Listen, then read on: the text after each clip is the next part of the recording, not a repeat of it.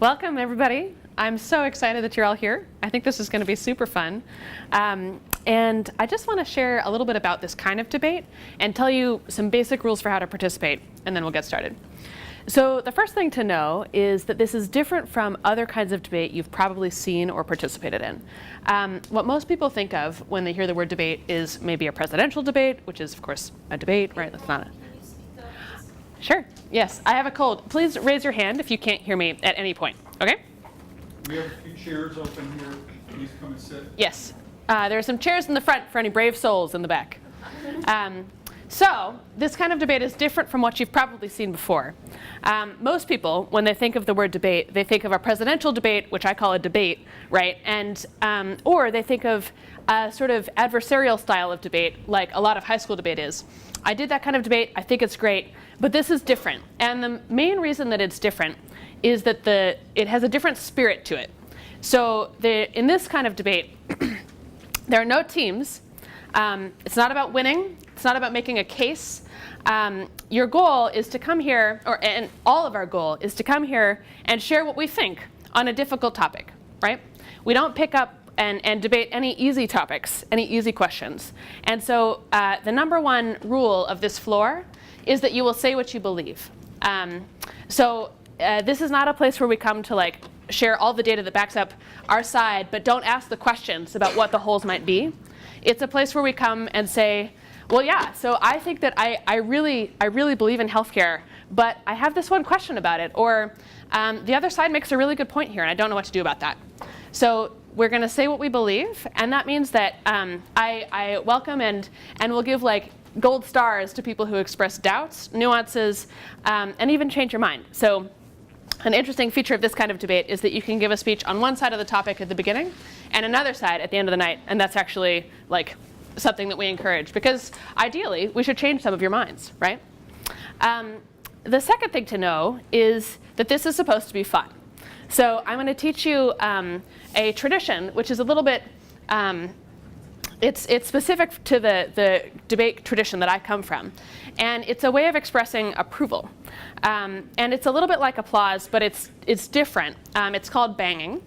And what you do is anytime somebody says something that you like, you hit your knee, you hit your chair. Yes, whoever's doing that, good. Yes, you hit your neighbor, whatever, right? So what I want is for everybody to try that now, okay? Yay! You love me. It's great. Okay, good. So, so that's as we go through this explanation, I'm just going to ask you to show me that you understand by doing that at certain points. And yeah, that underlines the fact that this is supposed to be fun. If we don't have fun with this, we have failed as an evening. So it's, I really encourage everybody, especially speakers, but also everyone else, to try to be a little bit playful with this, right? We can talk about the hardest things under the sun if we do it with the right spirit. So yeah, have fun with it. A couple other things to know. So everybody can speak. That's another foundational principle we have. It doesn't matter if you're a student, a professor, a freshman, a senior, the videographer is allowed to speak. Anybody can speak because we believe that everybody's views are relevant here. And you don't have to be prepared. You don't have to have done research. You don't have to be eloquent. None of those things. We just want to hear your thoughts. And so I would especially encourage anybody who's feeling maybe a little shy or a little yeah, I have strong opinions here, but I don't know. Try it. Get up and just raise your hand. I'll try to call on you, and I think you'll have a good experience. And then the last two more things on just the spirit of things. I encourage personal stories because why you believe what you believe helps other people understand it. And we're going to have an assumption of good faith here. So what that means is that, like I said, these are tough topics. And so if somebody gets up and says something that you find just absolutely abhorrent, I would ask you to try to understand that they're trying, right? They're coming here and trying to say what they think is true, and they're working on it just like you are.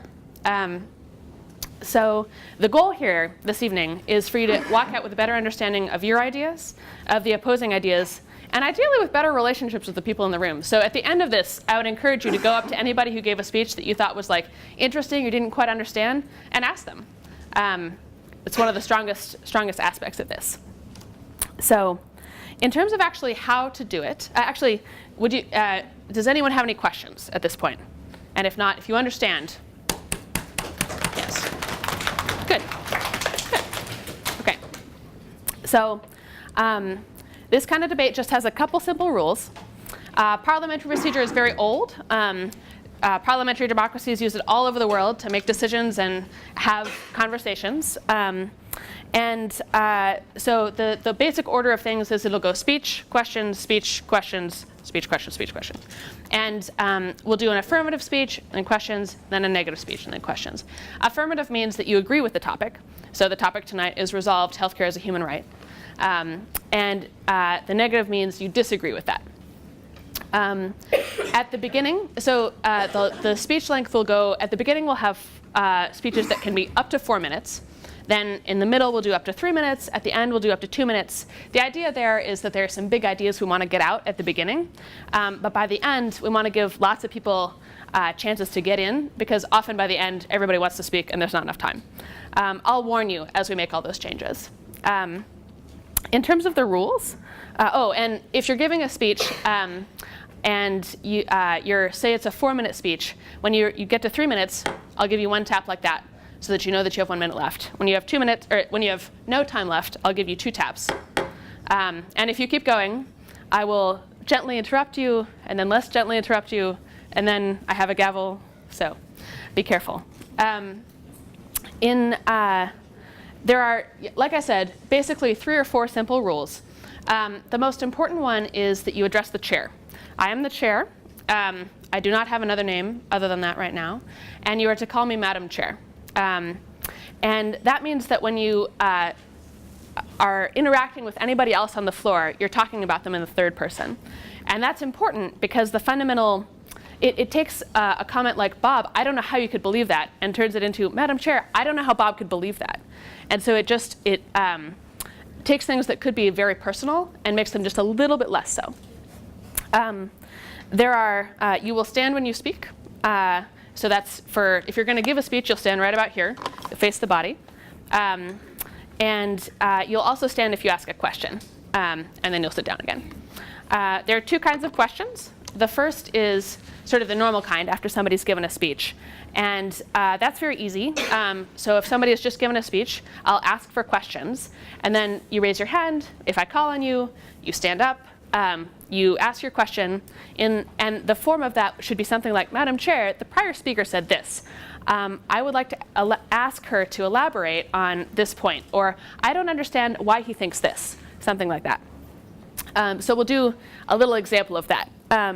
So we're going to go with the resolution resolved. Jelly donuts are superior to all other donuts. Yes?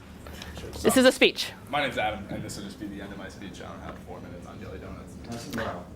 Yeah, my name's Adam. This is just the end of my speech. I don't really have 4 minutes on jelly donuts. Consistency is the delicious sensation gotten from the awesome texture of a jelly donut. But consistency is also the assurance that whenever you eat a jelly donut, you will have just a prime culinary experience. And with that, I yield the questions. All right, questions for the speaker. The lady in green. Madam Chair, I would like to ask the gentleman how you determine what donut is the best when taste is so subjective. It's a good question. I find that how do you determine what art is the best when taste is so subjective? We go to the experts. And the members of the board of Dunkin' Donuts and Honeydew Donuts and Starbucks have concluded, and Krispy Kreme, as my colleague points out, have concluded that jelly donuts top the list of top-selling donuts and best-tasting donuts. All right. That clears up. And with that, the speaker is thanked. Well done. Good. Yeah. So that's a regular question.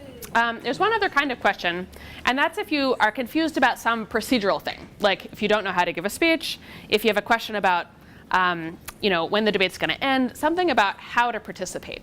And so this is called an on-inquiry, and it's very similar. You raise your hand, and as you're raising your hand, you say on-inquiry. And then you ask, I'll call on you, you stand up, you ask me your question, and I'll tell you the answer. So for an example of that. On inquiry. On inquiry. Madam Chair, is anyone allowed to speak in tonight's debate? Yes, an excellent question. Everyone is allowed to speak in tonight's debate. Thank you. Excuse me. The third thing you can do as an audience member is you can raise a point of information, and this is for facts that need to be inserted into the debate that are like obvious, glaring, large, and if the debate doesn't have them, the debate will go in the wrong direction.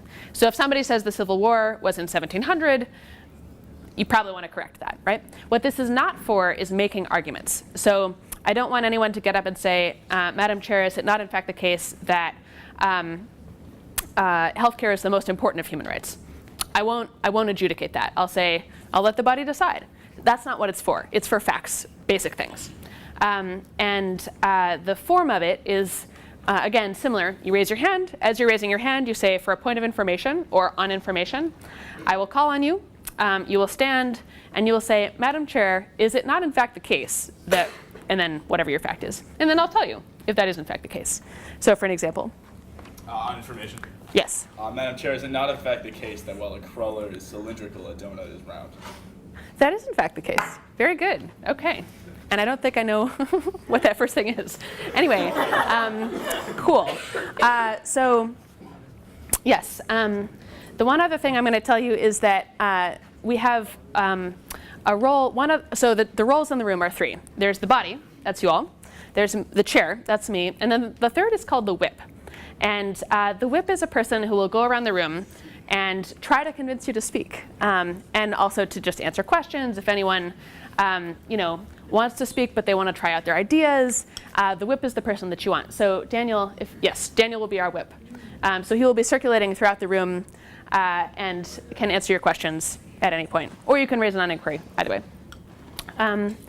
Does anyone? So that's about it. Does anyone have any questions before we begin? Madam Chair, can I just ask? Yes. Can everyone in the back hear? Yes. Okay, good. In Lincoln's time, there were no microphones and no amplifiers, and people just had to really listen and project. So that's what we're going to try to do tonight. Yes. Cool. Good. Any other questions? All right.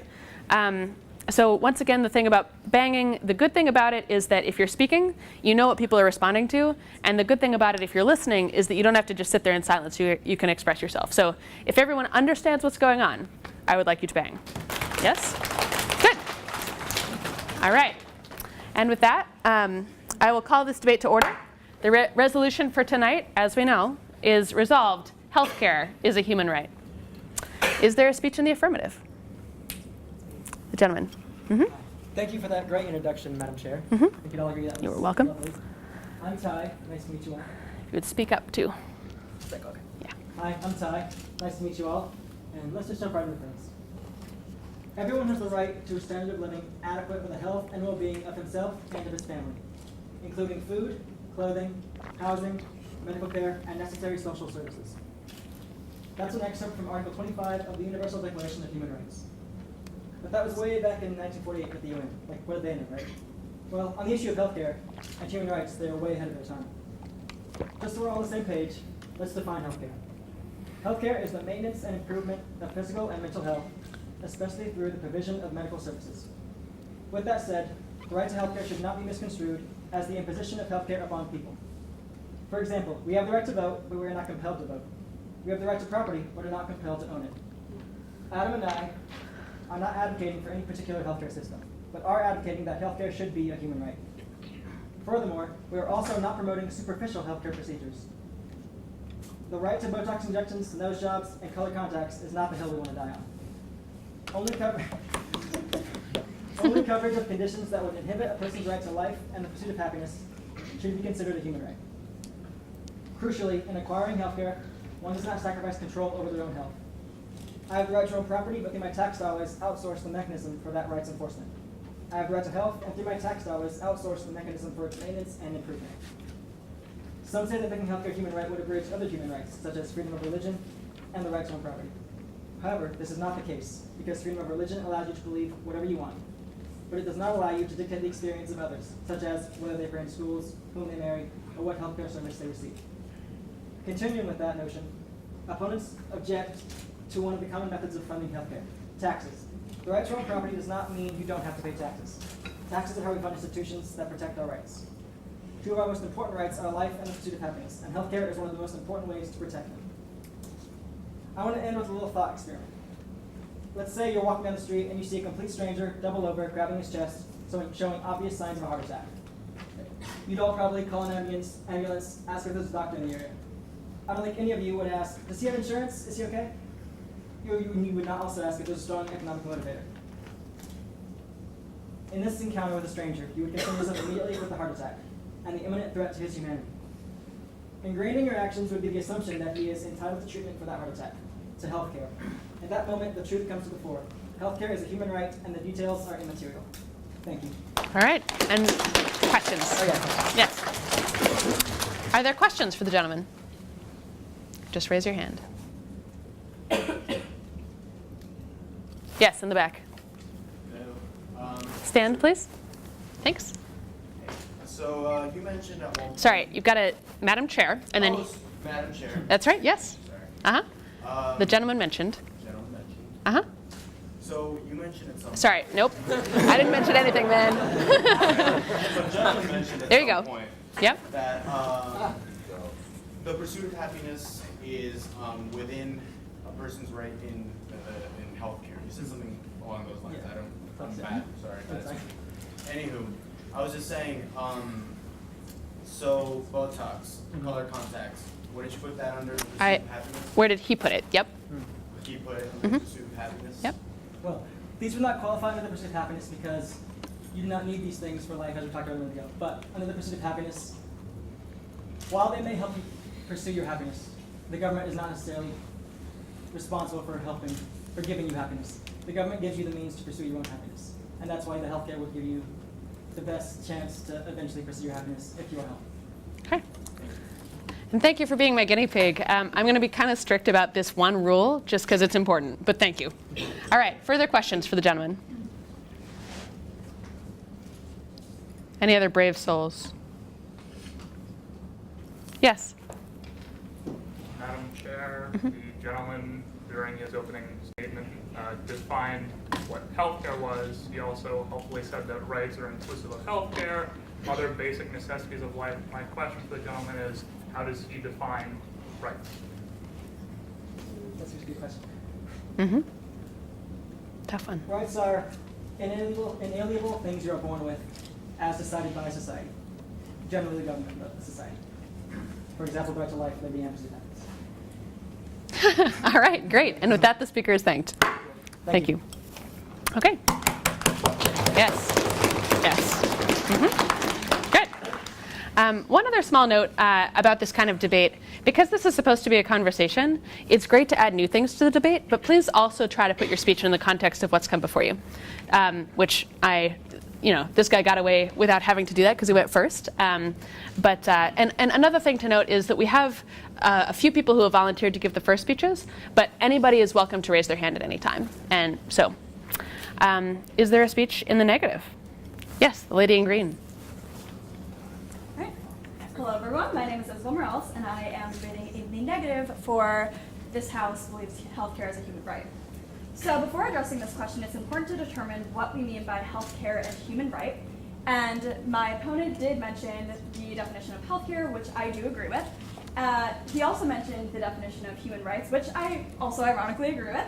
And I would define that as rights regarding as belonging fundamentally to all persons. And the United Nations defines a human right as rights inherent to all human beings, regardless of race, sex, nationality, ethnicity, language, or any other status. These are the terms me and my partner will work under.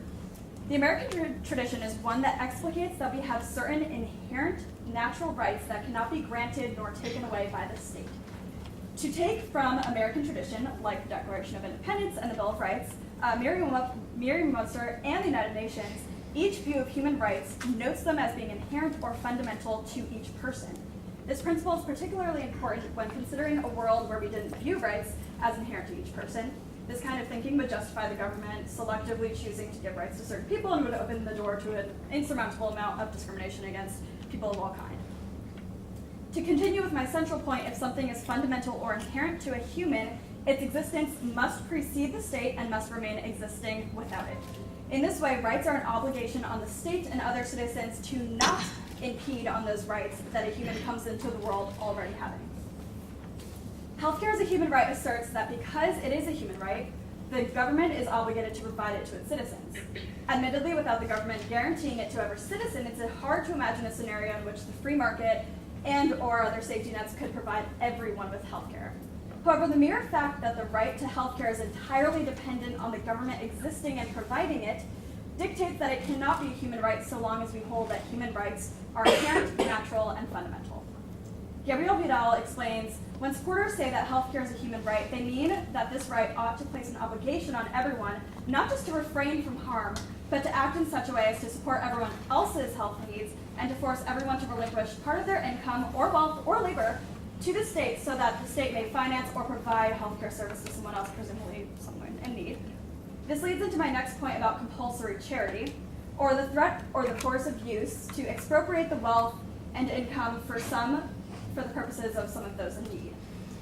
This threat rings true for many healthcare providers like doctors, nurses, technicians, etc., who would take a substantial or full loss in their wealth or income if a full or substantial loss in their wealth and income if the government obliged them to provide healthcare services at a severely discounted rate, well below where the market would determine the price, which is simply the reality of a universal healthcare system. In this line of thought, given that healthcare as a human right necessitates the services and exhortation of others, labor, and wealth, thus impeding on those people's negative rights, it cannot serve as a human right. Ultimately, healthcare as a human right necessitates a service that cannot exist without government providing it and cannot exist without people's wealth and labor being extorted to carry it out.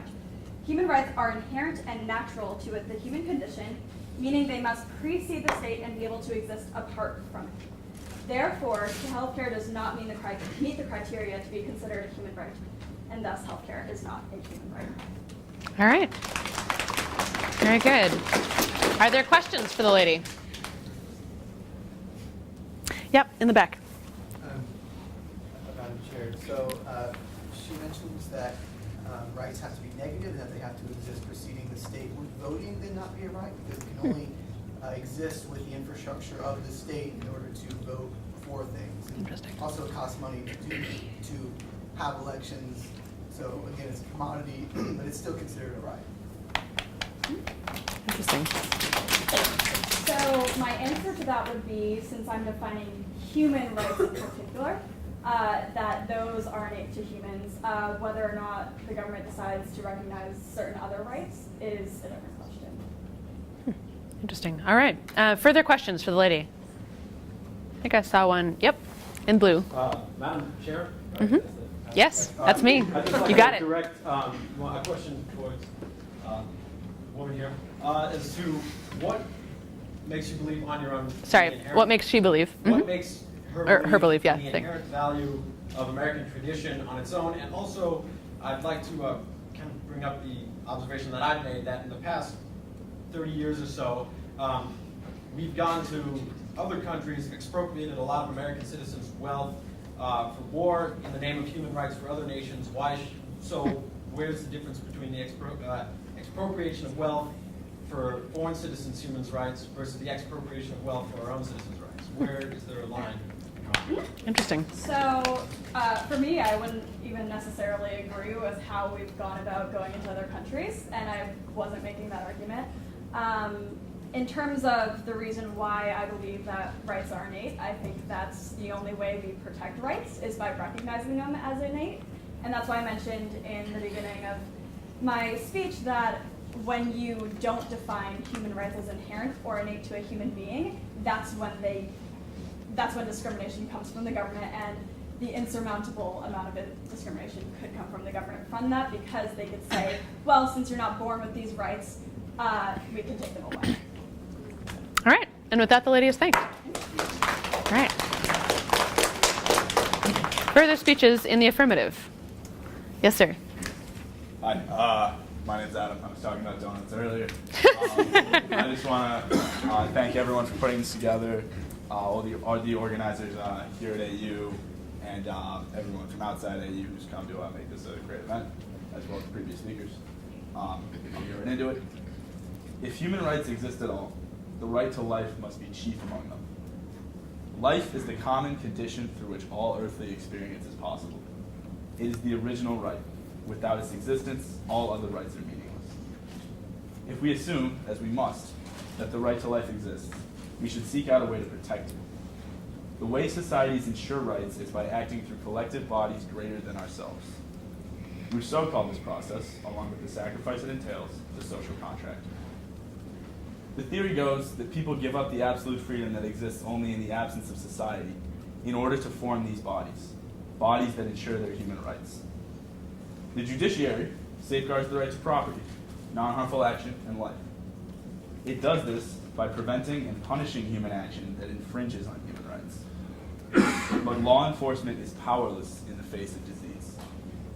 But the fact is that morbidity and mortality deprive people of their rights to life and the pursuit of happiness, just as violence and murder do. Healthcare exists to safeguard life and the pursuit of happiness in the face of disease and injury. Those fortunate enough to have healthcare know that it does just that. Because aside from life, there exists a right that the Declaration of the Rights of Man called the freedom to do everything which injures no one else. John Stuart Mill called it the liberty of tastes and pursuits, of framing the plan of our life to suit our own character, of doing as we like, subject to such consequences as may follow. And the Declaration of Independence called it the pursuit of happiness. This human right means little if, in absence of health, freedom of action is limited by disease and injury. I want to be clear. There are many things that you're not entitled to. It may seem like you can't live without your favorite pair of shoes, your iPhone, or your car. But in terms of fundamental human rights, you can. We must not conflate conveniences that make life easier or more fun with services that preserve our freedom of action. Healthcare is a service that preserves our freedom of action. In the same vein as the right to vote is a check on tyrannical government that inhibits freedom of action, the freedoms of speech and religion are a check on unjust legislation that inhibits the freedom of action.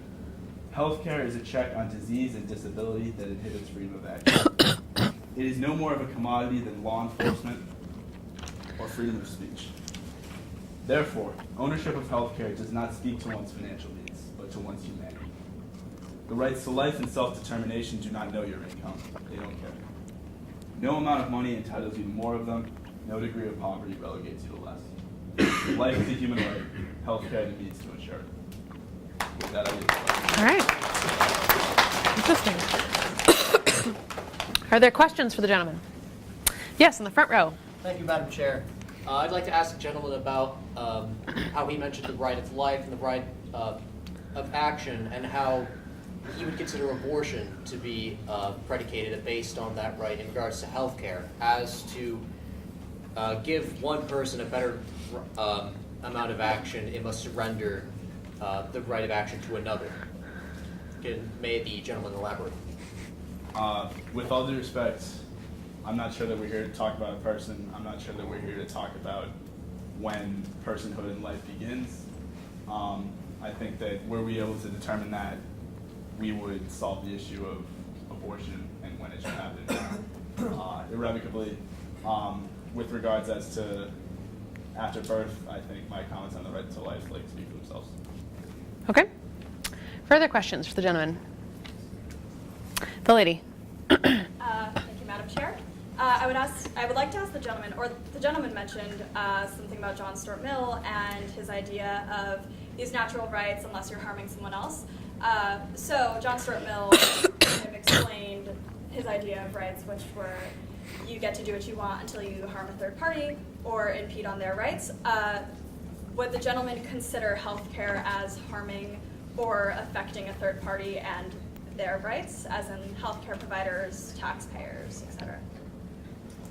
I'm a big fan of Mill, so that's a good question. I'm a much bigger fan of Rousseau.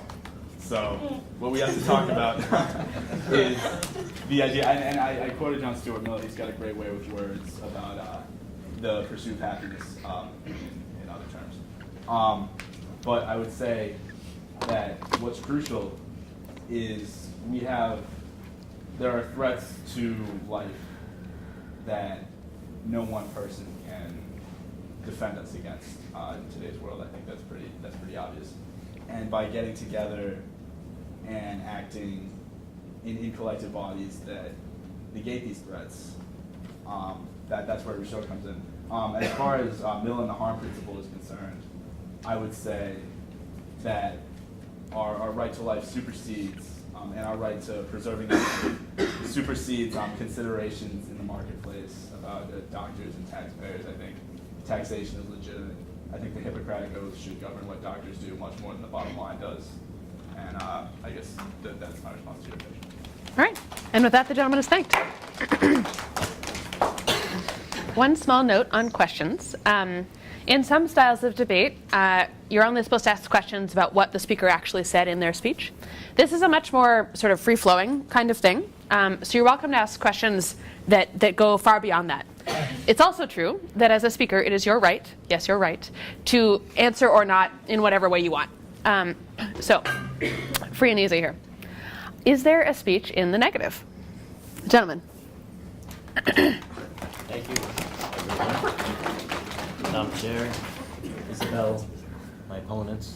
I'll touch base first a little bit on the philosophical arguments that my colleague Isabel had previously You would mentioned. speak up too. And then I'll dive into other more economic aspects to why healthcare is not a right. First, it's important for us to realize what a right is. A right is not something that is given to you, but rather something that no one can take away. Democratic Socialist and Senator from Vermont, Bernie Sanders, who's a great guy, I just disagree with a lot of what he says, and I quote, "When you look around the world, you see every other major country providing health care to all people as a right, except the United States." And that is an argument that we see people on the left bring up all the time. It's comparing us to other first world industrialized countries around the world. And the problem with this statement is that rights aren't the government's to give. John Locke, who I'm sure we all know, the 17th century English philosopher, wrote about inalienable rights. He wrote about God-given rights that cannot be taken away under any circumstances. And God-given, if you're agnostic or atheist, think of them as inherent rights. Locke considered life, liberty, and property, something that I believe my opponent mentioned earlier, and I agree with, to be among such rights. There's a big difference, and it's imperative that we note the difference between what a need is versus what a right is. Healthcare is a basic need. Everyone is free to pursue it as you wish. This means that the government cannot infringe on our right to pursue healthcare, but no one owes it to us to provide it for us. This is exhibited when you show up at the emergency room. You show up with a broken leg, and no one in the emergency room can turn you away. It's under the law that they have to see you if you are in crucial condition and you need it. But despite what we are often bombarded with by many people, healthcare is hardly a free market as it exists today. In fact, nearly half of all money spent on healthcare is spent by the state. So when we're talking socialized medicine versus free market, it's important to note that we are not in a free market society right now. I'm going to talk a little bit about statistics here, and I can dive back into them later in my argument if somebody would like. But a 2018 Reuters poll, Reuters report, very nonpartisan, found that the U.S. spends about twice the amount of what other high-income nations do on healthcare, but has the lowest life expectancy and the highest infant mortality rates among those polled. Why is that? It's not that more doctors' visits and longer stays are the problem, but it's the fact that we spend nearly 18% of our GDP, compared to about 9% in most of these other countries, on healthcare, and it does not seem to be working. In the US, an average person, or the government spends an average of $1,443 per person, compared to that of about $700 in these other industrialized countries. So that's twice as much. Let me point out two health sectors which have the least government interference and are, under the definition of healthcare, included in that term. That's cosmetic and eye surgery. And these are two areas that have seen prices stagnate or decrease among the past several years because of a lack of government interference and overregulation. They're the only forms of medicine that have seen prices gone down. Guys, think about that. Why is something, if you're going to get plastic surgery and you want to beautify yourself or do whatever you wish, why does that cost less than somebody going into a hospital for a life or death procedure? That's morally inept.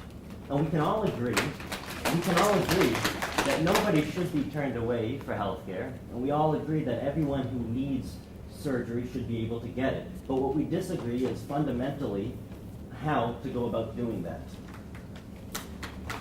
And this isn't just a coincidence that these two sectors in healthcare are the cheapest to partake in nowadays.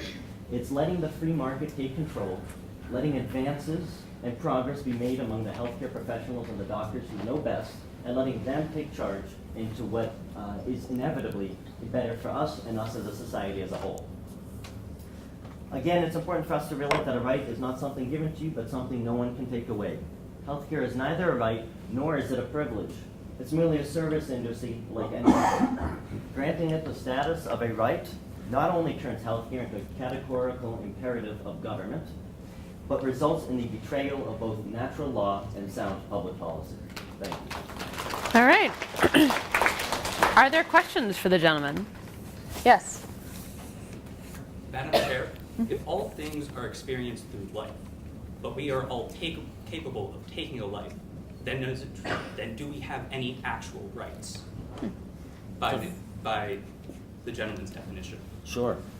So that is a fantastic question, first of all.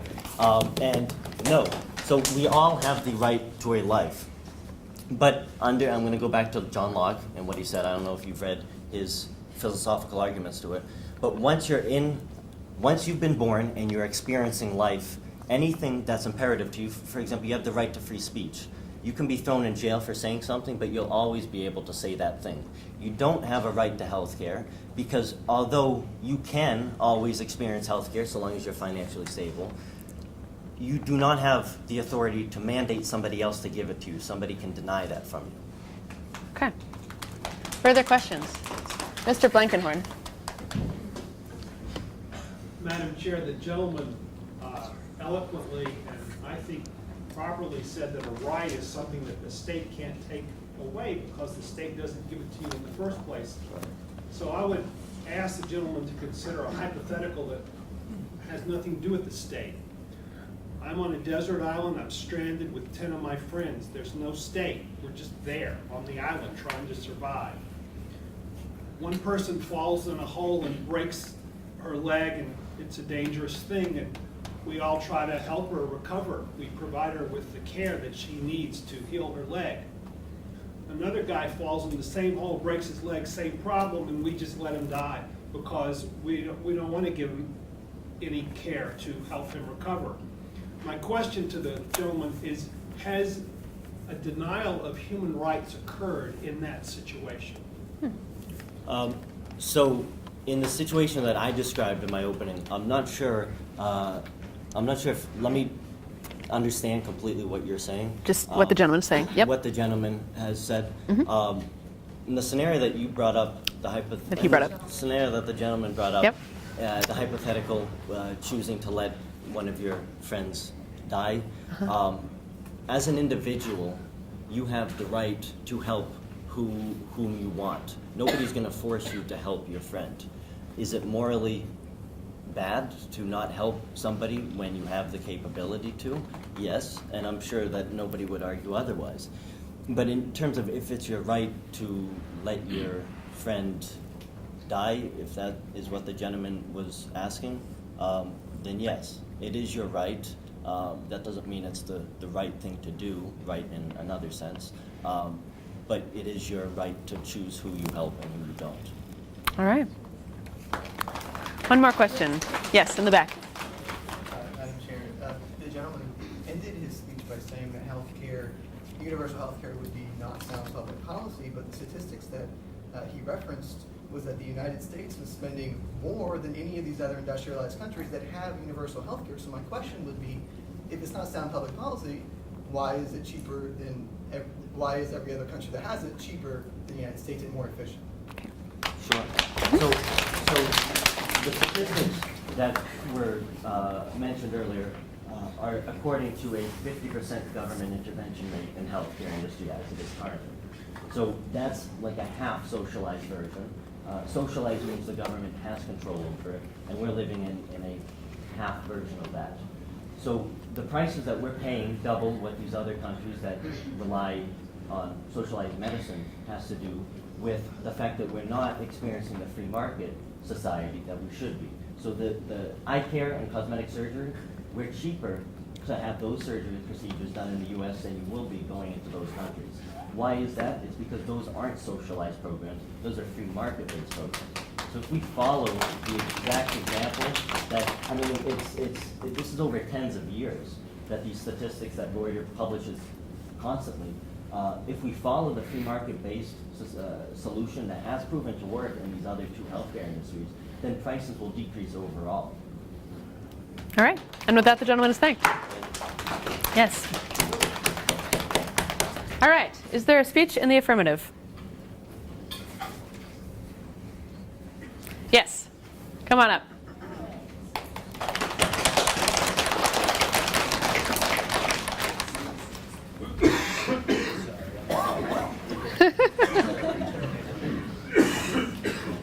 No hurry. Hi, everybody. So, I don't have a prepared speech. I have no papers in front of me. I'm sweating buckets.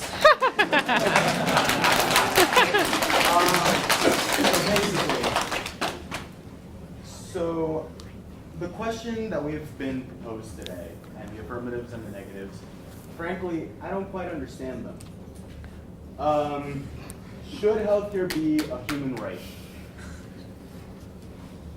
Now, what I think is that healthcare is ultimately altruistic, ultimately an act of one human being trying to save the life of another when otherwise that human being probably won't survive.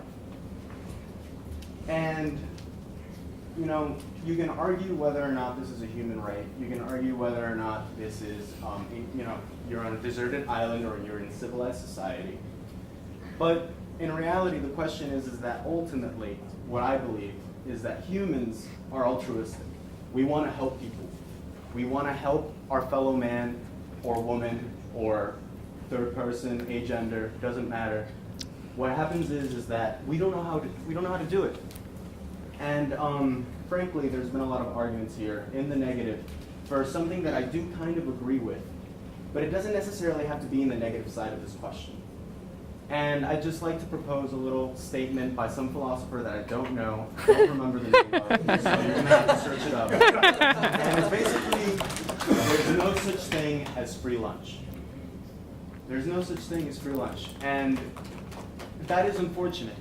It is, it truly is. All that food that you guys got, that was free, someone paid for it. And it really is unfortunate. I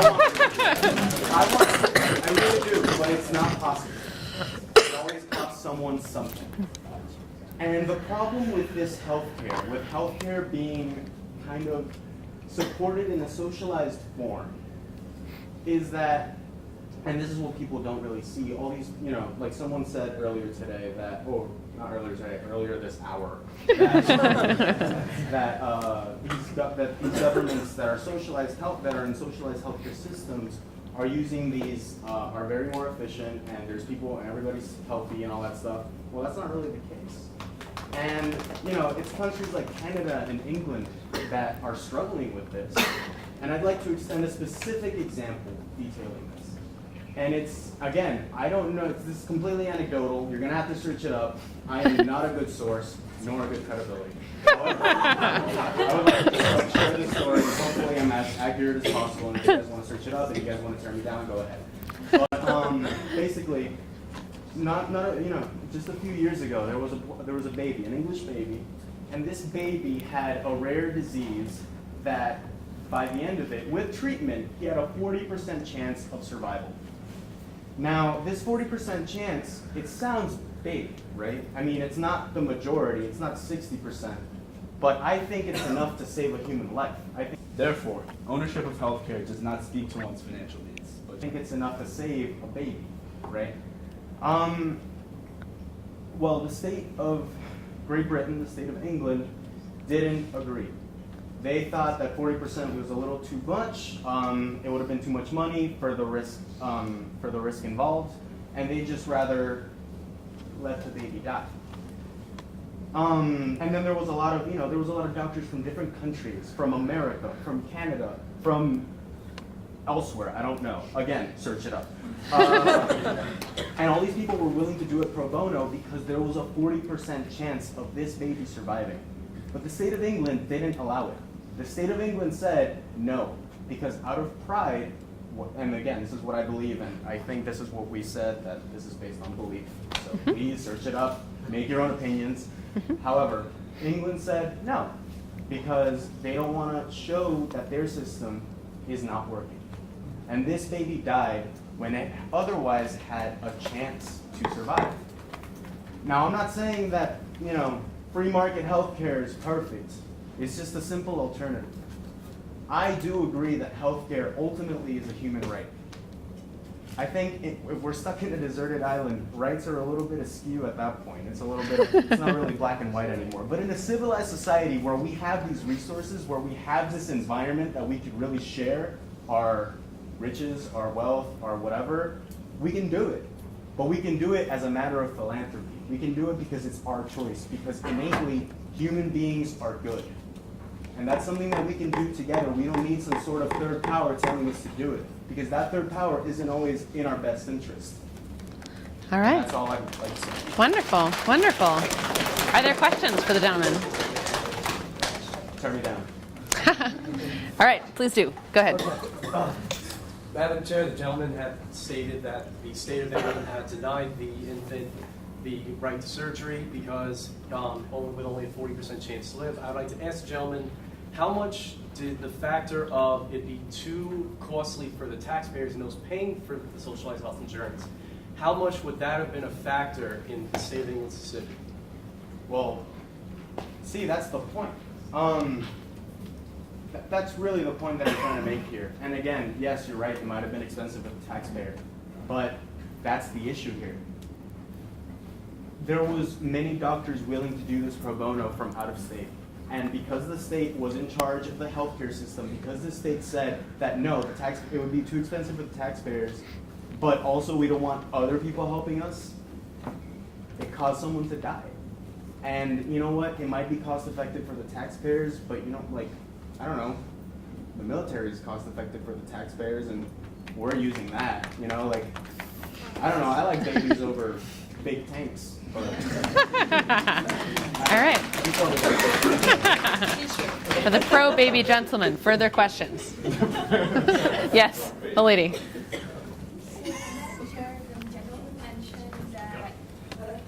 I'm sorry, I can't hear you. Madam Chair, the gentleman mentioned that the third party might not have our best interests at heart, but also mentioned that humans are altruistic. But aren't humans the ones that make up the third party, like the state of Britain? So, that's a great question. And frankly, in my few words, I wish I had a paper. But you're completely right. I did contradict She myself is. a The little lady bit. is completely right. I'm sorry? The lady is completely right. I'm completely right too, but the lady's yes. completely right. Perfect. Excuse me. So, basically what I'm trying to say here is that, yes, ultimately I did contradict myself, but in essence, it's kind of like, yes, I like to say human nature is kind of contradictory. I'd like to think that we are all innately kind of, this sense of altruism, right? But sometimes our sense of altruism gets mixed up when you are in a big picture setting, and these big picture settings start looking at people like numbers. And I'm not saying that big companies do the same thing. I'm not saying that governments are the only ones that do this. We're all statistics. We're all a demographic at some point, right? But basically, I'm just trying to say here that the government isn't an individual. The government isn't an individual that's thinking about one single person. It's a body of individuals that might have some sort of semblance of altruism in place, right? But as a whole, it kind of just dissipates. Just kind of, it's a little bit more diluted, I guess. And this is all purely philosophical. I have no evidence, obviously, so just saying. All right. How much would that have been a factor in saving Mississippi? Well, And with that, the brave gentleman is thanked. Everyone has to do that now, just so you know. All right. Is there a speech in the negative? Yes. Thank you, Madam Chair. All right. So this is a point that I believe was already mentioned by two of the honorable gentlemen in the audience, as well as the last speaker, but I would like to make this a case against the idea that healthcare is a human right. And that's the concept that when it comes down to the budget of what it needs, or rather, when it comes to who pays for universal healthcare, healthcare is by no means a universally paid for system. And the reason for that is because generally within a progressive tax structure, as we have here in the United States and as many other first world countries do, it depends more or less on the payments of the middle class and the rich to help keep up the expenses of the poor. And I'd like to provide an example of how that's ineffective, because ultimately when it comes down to government taking on responsibility, it almost always spends more money than is needed, specifically because it is not the government's money. There's no such thing as public, to quote Margaret Thatcher, there's no such thing as public money, only taxpayers' money. And I want to give an example of that, which I think everybody here can relate to, or at least some of you can relate to, as college students. There's a student debt crisis in this country where millions of people are struggling to pay off their college debt. It's a disgrace and a failure among us. Why is this happening? Well, to answer that question, let me ask a separate question. How many of you in the audience have student loans? Raise your hands. Okay, a good number of you, right? Well, the reason that's a problem is because, well, I'm not here to bash anybody who's taken out student loans. That's not my point here. Good. What I would like to argue is that student loans, by having the government, introduce more of an incentive through taxpayer money to have more people coming to colleges and have more people entering colleges. What's happened is not only has the population of college entrants gone up, but what we've seen is that some colleges, when they are provided with these subsidies as a result of student loans, they spend that money in a rather risky way. And if you wanted a good example of that, I'd like to take you all to the green to see the construction that we have outside the green, which is tearing up the landscape. I don't think that's something that's necessarily useful. All right. Spending venture. And the same is true for socialized healthcare. When it comes down to business, it's not within the government's interest to pay for every single healthcare product that can ever be given. I made the example of abortion earlier. I think one of the honorable gentlemen in the audience mentioned Baby Oliver, the taxpayer. It would not be within the interest of taxpayers to keep the unfortunate case of Baby Oliver alive. Thankfully, we live in America with some form of free market healthcare that allows for entrepreneurs or people just willing to help. It doesn't matter if they're a business. They could be a charity organization. They could be individuals. They could be trained professionals. They have the right to commit help. Sorry. They have the right Take your time. to allow themselves to help other people with their health expenses or to help people with their health problems, and without the government needing to step in and not only possibly take money from other people, but in some cases to unfortunately take the life of another human being. And with that, I give way to any questions that you might have within the audience. Wonderful. All right. Nope, sorry. I get to do that. Oh, okay. But thank you. Questions? Go for it. Yeah, Madam Chair, the speaker mentioned... Please stand. Oh, yeah, sure. Uh-huh. The speaker mentioned, Madam Chair, that in certain cases, healthcare systems rely on taxes through a progressive tax structure. I'm sure the speaker has a greater grasp of economics than I do. My question is... Believe me, I don't, but go right ahead. Okay. Yeah. Does the speaker believe that rights are... that the only rights are rights which can be safeguarded cheaply? To answer that question, Madam Chair, to answer the gentleman's question, Madam Chair, I would have to say that in terms of what government ought to do when it's given tax money, because ultimately in order to survive, a government needs tax money. We can both agree on that. But what I can understand, but from my understanding, to paraphrase the works of F.A. Hayek and other thinkers who saw the Hayek fans. paraphrase other thinkers who saw how central planners and how central governments oftentimes lead to more tyranny and less liberty, there is a proper role the government ought to play. And I think every one of us can agree that within that proper role, there are things like defense, criminal justice, protecting our basic liberties. Some of us might have other rights we might not consider, social security, for example, or delivering your mail, or providing endowments for artists or something like that. But what I believe is that when it comes down to the proper role of governments and the proper role of the state, I think that that's ultimately what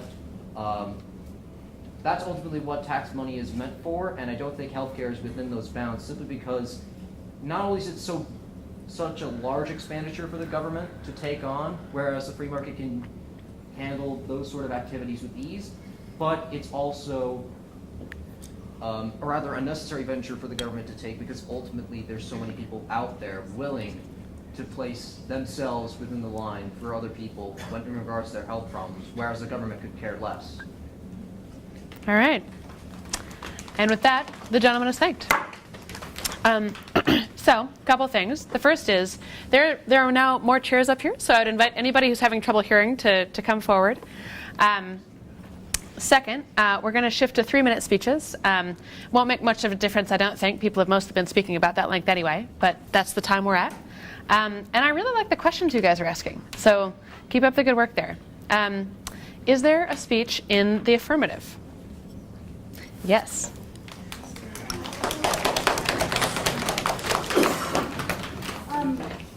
So one of the things that I really want to touch on when discussing this issue is the importance of representation. When we're talking about healthcare as a human right, specifically talking about people who are suffering from medical illness and disability, it's very important to acknowledge that oftentimes they are not in the room during this discussion. They're not in the room during this discussion because it is one of a disability or health condition actively prevents them from being in this room. And unfortunately, our society and our world has created gaps that have caused these people to fall into them and disappear, and they are not in that room because of that. And so we first have to acknowledge that just like there are so many empty chairs here, there are people who could be here who are not because of a lack of health care, because of a lack of that right being acknowledged. And I sit here really empathizing and understanding the nuances of this debate, but also having a really deep personal connection to this issue. Because when we talk about the right to life, liberty, and the pursuit of happiness, my life would not be protected if I didn't have health care. I have had multiple near-death experiences that, because of my health care, I am able to exist here today. And in the United States, the government has actively taken action to protect these rights. Protecting people with pre-existing conditions allows me to have health insurance. It allows me to stand here in this room today. I am also standing in a room that is the center of innovation. And we talk a lot about the free market, but what's not talked about is that human beings with disabilities, human beings with health issues, cannot enter the free market if they are not guaranteed health insurance. So talking about small businesses, talking about the importance of entrepreneurship, I think about this. I sit in this classroom with incredible professors here, and I think, if I cannot have health insurance, I can be on my parents' insurance until I'm 25 years old. If I do not have health insurance until then, I will not be able to live. I will not be able to survive. But if I want to start a business, where is that money going to come from? If I want to enter into the free market, where is that money going to come from? Our government, our senators, our representatives who are currently making decisions about my health care in the United States have health care provided by the government. They all have health care. This is not an abstract issue. It's not just a statistical issue. It is a personal issue because there are people whose lives are on the line And I have encountered so many incredible people from low-income families who are not mooching off the government, who are not on Medicare or Medicaid because they'd like to. I've encountered parents who spend zero time with their children in facilities and at doctors because they are working full-time jobs to give their children insurance. That is not the world that we should live in. This is not just a human right for the people who can afford it and the people who get to be in the room. This is a human right for every single person who is not here because of their disability, because of their medical illness. And if we do not acknowledge those human beings who are not a part of this conversation, exactly because there's an argument about whether or not it's a human right, we will not be able to move forward on this issue, and we will not actually be able to be human beings on this earth in an empathetic and natural way. Thank you. Right. Questions? Yeah. Any questions? Thank the lady for her speech. Are there questions for the lady? Yes. Madam Chair. Yes, ma'am, sir. She mentioned that, yes, the government has helped in many ways, and to that extent, I completely agree with that. I'm not arguing that at all. But couldn't she also attest to maybe the shortcomings that the government has reached in terms of healthcare in this society, like the amount of people that they can't cover, or at least the amount of people that they can't cover with the previous systems in place, rather? Of course. And that is why I'm saying that we need to have more people who are affected by this issue as a part of the conversation. Because the people who have experienced those shortcomings, the people who have not reached that health care, should be the ones who are part of this conversation. And they are not here. All right. Further questions for the lady? Yes, the gentleman in green.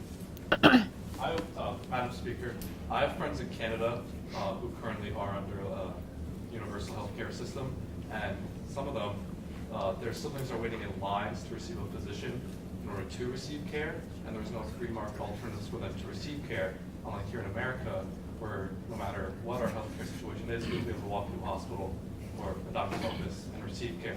In Canada, that's not the case for them, and their lives are on the clock. So what would the lady say to that situation? I think the problem with the whole hospital, you walk into a hospital argument is that what happens after that? What happens when you need medication? What happens when your family takes out multiple mortgages to pay that debt that the hospital is forcing you to pay? What happens when bill companies, bill collectors, insurance companies are calling your house all of the time? In Canada, there's a line. There are many issues that need to be fixed. This is a very complex issue. If healthcare was a simple thing, we wouldn't be here today. It would be resolved. But they have a guaranteed right. If they will wait in that line, at the end of that line is their services that they need. Here, it is not guaranteed. At that end of that line, we do not know what will happen. All right. Further questions for the lady? In blue, over there. Madam Chair, well, it is crucial that we acknowledge the importance of healthcare providers covering pre-existing conditions. I think most of us on both sides of the aisle would agree that that is a good thing, that nobody with a pre-existing condition should be denied. It's important for us to understand what the original resolution was, and that was whether healthcare is a right or not. Now, if my question for the woman, I'm sorry. The lady, yeah. Would be, how about acknowledging the innovation that has been done through the half-free market society that we live in, whether it be Widex, which makes hearing aids for the hearing impaired, whether it be Carmen with a K, who makes wheelchairs for those who can't get around by themselves.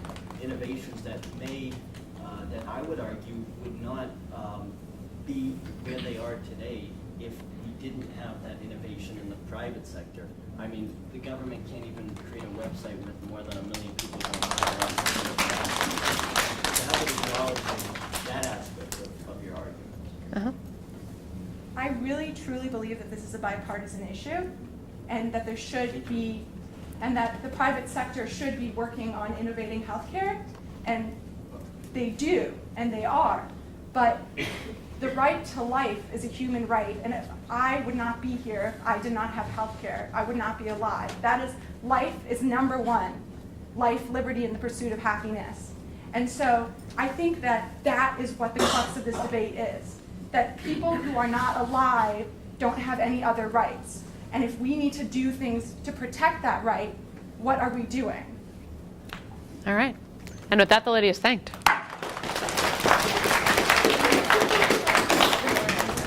Is there a speech in the negative? Yeah.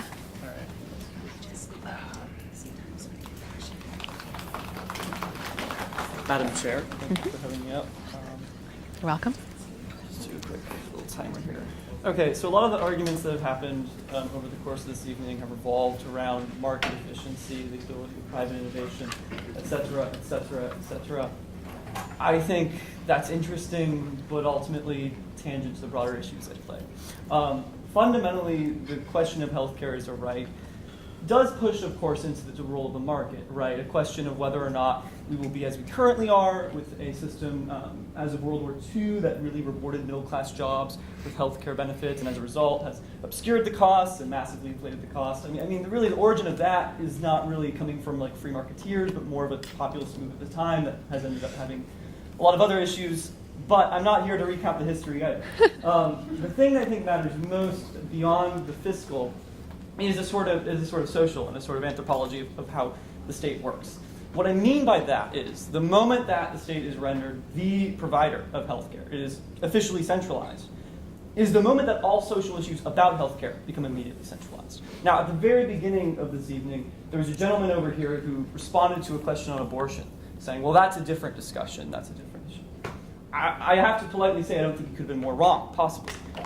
Fundamentally, the moment it is centralized is the moment that that question, and the question of physician-assisted euthanasia, physician-assisted suicide, this is transgender care, all of those issues at that moment will be immediately brought to the national realm, will be immediately centralized, and will be immediately the decision of a Democratic majority. Now, you might be comfortable with that if you're on the right side of the Democratic majority, but fundamentally that's going to push everyone to what they believe in.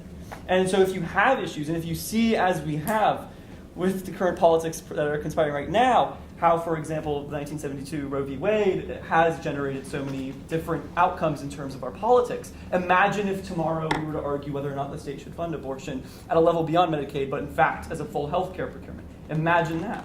I don't think the politics would calm down. I think, if anything, it would certainly boil up and become even more powerful. And so it's because of that we should not talk about markets, but the real social consequence of expanding the state, and the real social consequence of that invites, what that means, what it matters when we're talking about Charlie Rose. The issue of Rose had nothing to actually do with the spending.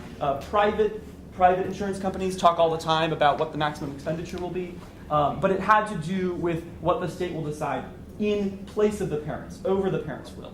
The idea that they could do that ultimately resulted, I think, in part from the result of having a commonplace role in the state providing. Once you've already decided the state is going to provide those services and is going to be the central administrator, you have already now quietly pushed all moral debates also to the state. And if that means overruling parents, we're quite willing to go to other providers, and quite willing to go to providers in other countries who would pay out for them, then the state will intervene and overrule, because that is what you have chosen to do at that point. So I think economics are interesting and all, but there is a fundamental question beyond that. And for all those reasons, I would move for opposition. Thank you. All right. Questions? Yes, if you're willing. Questions for the gentleman? The lady in the back. Madam Chair, the gentleman is talking about the fact that the state would be controlling everything, and that they, because I'm assuming you're saying that the state would be paying for it, but does the gentleman believe that universal health care is funded by the state? Yeah, so if right, I mean, this is because the single payer versus national. Because the question is access as opposed to, you're having universal access, right, but not being paid for by the state in universal health care. It would be a single payer system where everyone pays in, yes, and you get access to the health care that the state provides, or that the right provides. The question, though, of course, of what everyone will pay in and then what everyone will access will immediately become a central question. And I mean, I agree that there are technicalities that need to be pointed out there. Like, what the state, I'm using that kind of overbearingly, right? But yeah, the moment that you have everyone pool in their money to ensure access is the moment that everyone pooling in their money asks what counts as rightfully accessed and what doesn't. What counts what? Sorry. What counts as rightfully accessed and what doesn't. So to go to euthanasia, to abortion, to all those issues, that would be what I'm referring to in terms of what becomes a centralized national debate. Okay. Sorry, if you want to follow up. Sorry. No, sorry. I have to call on you again for that to happen. Oh.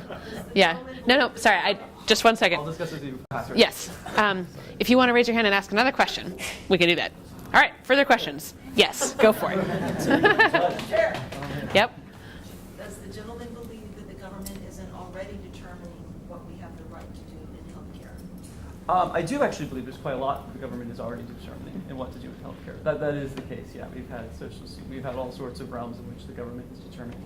But I also think that there's a bit of a sort of a continuum fallacy, right? Like if it's already doing it at this point, should we expand it to this next point? And I think with regard to that argument, we can ask ourselves like, what changes will result from that? So I wouldn't argue like because there's a chance of democratic tension, we can't have the government do anything ever, right? I think that'd be kind of ridiculous as states work. But yeah, I agree that there's some pre-existing. Okay. Further questions? Someone who has not asked a question.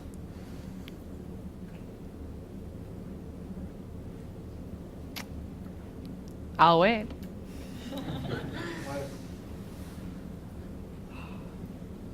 Oh, we've got some shy flowers here. Okay, if you've asked a question, sure, go for it. Madam Chair,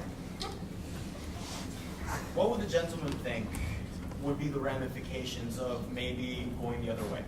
Of maybe instead of going towards this universal healthcare, going towards a free market healthcare, be it positive or negative? Yeah. So with regard to that, I suppose I'm a little bit pessimistic as far as unwinding goes, right? I think there's no doubt the costs have been massively inflated by all sorts of government process, but I'm pretty skeptical of like the Cato AEI arguments, et cetera, that like if we do this one weird trick with the market, like we're going to lower these prices instantly. I think also with social relations, which is what I was largely harping on about in my speech, you know, I guess I would say like there's critiques to be made of modernity, but I have no idea how you would ever roll that back, right? Like how do you undo this relationship we have in the 21st century? So I think the argument left over, the space I'm arguing in, right, again, is like the increments. How further do we go with it? I think there's reforms that can be made, but like in terms of rolling back to a full free market system, I've looked at, you know, different comparative cases across the world. You'll find like, oh, they make this part free, but they set the base right here, or oh, they own the hospitals. So I'm skeptical of those arguments. Free money. All right, and with that, the gentleman is thanked. Thank you. All right, I will once again encourage those in the back to come forward. Yes, leadership, I like it. Good, come on. Okay. Is there a speech in the affirmative? You are allowed to speak twice. This is admissible. Other speeches in the affirmative? All right, let's hear it. All right. First speech, no paper. We'll see how it goes.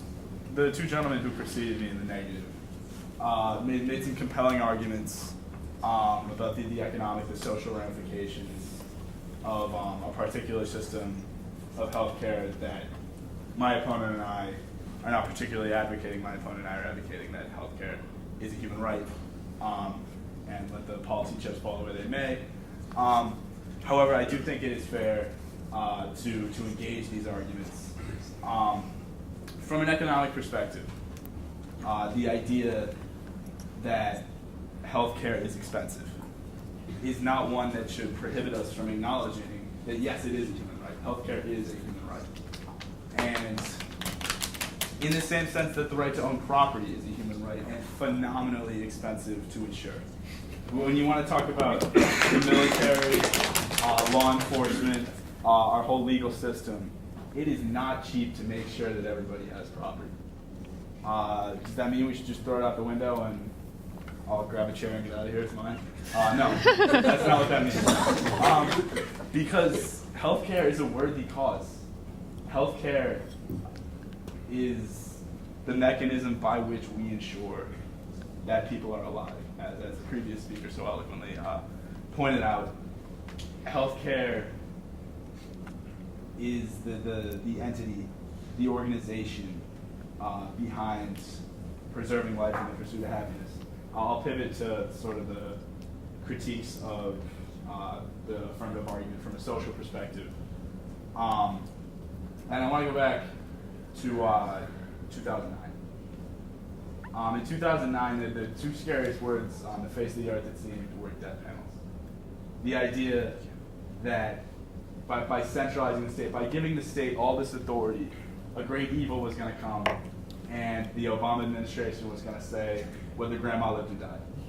And so I would say that sort of these fears that accompany a greater state role in healthcare have been misguided, trumped up. I'm proud to say that for 8 years I supported a president who administered 0 death panels. And beyond that, just because something is hard to do from an economic, from a social perspective, does not negate its status as a right. My final point, I would contend that healthcare does predate the state. The state is an entity that, whether you want to call it 300, 400, 250 years old, whatever, what have you. The impulse to save life is so much older than that, it's crazy. So, I mean, with that, I have any questions. All right, thank you so much. Questions for the gentleman? Yes, all the way in the back. So obviously, President Obama did not instate any death panels, but what would you say about What would the gentleman say? That, what was that? What would the gentleman say? What would the gentleman say? Yes. Yep. What would the gentleman say about an administration who is not friendly to, say, smaller populations who've been discriminated against in the past? Could the speaker You want a elaborate clarification? at all with the example of smaller Yes. populations? Could you say a little more? Yeah, so in the past, our country has discriminated against LGBTQ communities, people of color. So if those people, those same people who discriminated against those smaller groups were to gain power again, who would stop them from taking away certain aspects of healthcare to those minority groups? I think that the speaker's question is great, and it's not so much a question of who would stop them as what would stop them. And what would stop them is the fact that healthcare is a human right. Obviously, different populations are affected disproportionately. When you talk about the need for, say, gender reassignment therapy, that reflects the pursuit of happiness. And any administration that denied that would be denying that healthcare is a human right. When you want to talk about, say, in the African American community, where breast cancer disproportionately affects women, any attempt to discriminate against them would be negated by the fact that healthcare is a human right. And members of these more vulnerable populations are entitled to the specific issues they face being addressed. All right. Further questions? The gentleman in white. Madam Chair, the gentleman mentioned and somewhat dismissed the concept of a death panel. So my question for the gentleman is, when we look back at the United Kingdom, which has embraced the concept he is affirmatively arguing for, namely that healthcare is a right, is it fair to say that, I believe, maybe Oliver, I think his name was in effect denied healthcare because of the decision of what is in essence a panel of physicians that could be derisively called a death panel? Yeah, I mean, when you want to talk about Baby Oliver, I think it's abundantly clear that he was failed by that group of physicians. And then when you get into why he was failed, it's because he was afflicted by disease, a disease that ultimately took his life. When people are afflicted by crime, we recognize that this violates their right to life, to the pursuit of happiness. Baby Oliver was afflicted by disease, and a group of people said that he was going to be denied his right to health care. And in that sense, I agree very much with you that yes, he was failed by a group of people, a dead fail, whatever you want to call it. All right. And for a final question, gentleman in gray. Madam Chair, I have a question for the 6'4" gentleman in the polo shirt. This guy. Okay. This gentleman right Yeah.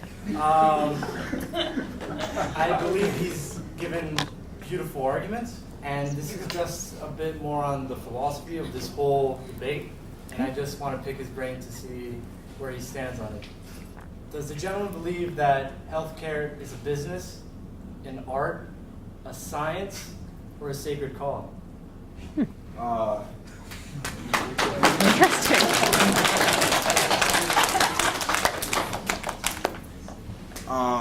Madam Gentleman, Madam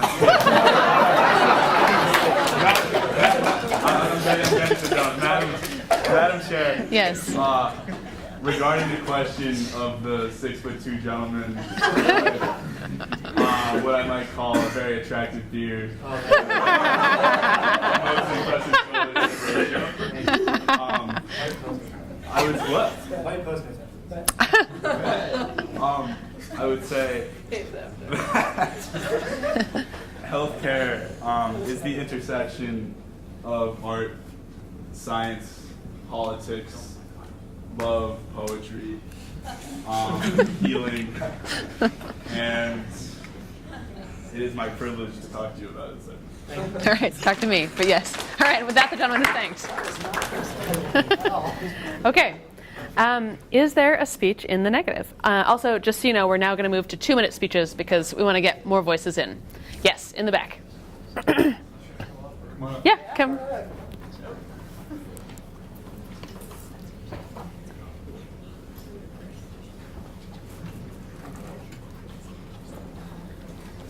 So Chris, the gentleman in the back who spoke earlier, raised a point that really hits home to me, and that's about hearing aids. And what I did is I wear a hearing aid in my left ear. When I take that out, I hear a lot less. It's about this big.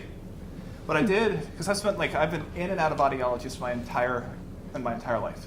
I had ear infections when I was younger. I had complications from ear tubes. It left holes in my ears. A lot of issues along those lines. But what I did is in the audiologist office, they have a little exhibit of the evolution of hearing aids. And I just wanted to give a concrete example of something he was talking about. If we were back in the pre-1800s, I would have had nothing to go on. I would have just had to live my life as is right now. Then 1800s to 1900s, they had these devices called ear trumpets that you could you insert it in your ear, and they served as just kind of like a natural amplifier.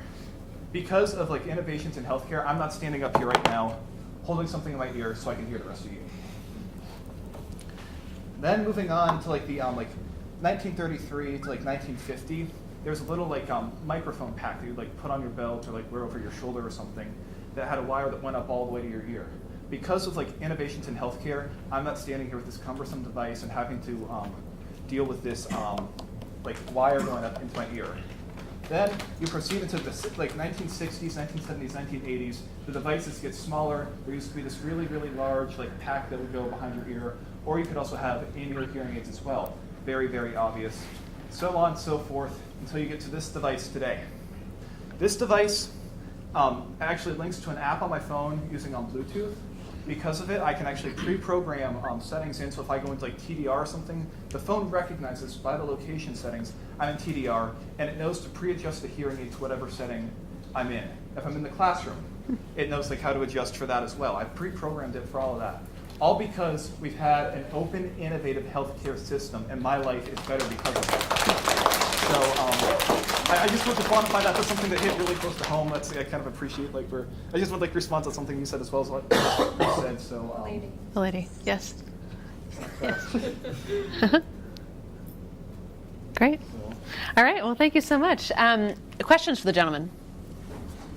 Yes. Madam Chair, I'm wondering if the gentleman could explain why innovation would stop if healthcare was considered a human right. Can we hear that louder? Yeah. Yeah, I was wondering why why innovation would stop if healthcare is considered a human right. because trying to identify where value is, nothing's a better adjudicator of how to allocate those resources and how to allocate those investments based off of where based off the market. So why did the I don't, like, if you look at like systems like Venezuela or like the national health system, like I don't know like what medical innovations are coming out of Europe, but like I can't speak to like a lot of other issues like this, but I do know that like most of the hearing aid brands I am aware of are American based. Like Starkey, which is what I wear, is based out of like Minneapolis, and they've got this huge lab. I'd be more than happy to like show you photos of it. I try to keep up with Show the like, gentleman, technology yeah. and issues related to that. So like I said, I'm not a healthcare expert. I'm not sure about like innovations like coming from outside of the U.S. That's like my that's what I see at least. So. Okay. All right. Further questions? Yes, Mr. Spry. Madam Chair, there's an axiom, every stick has two ends.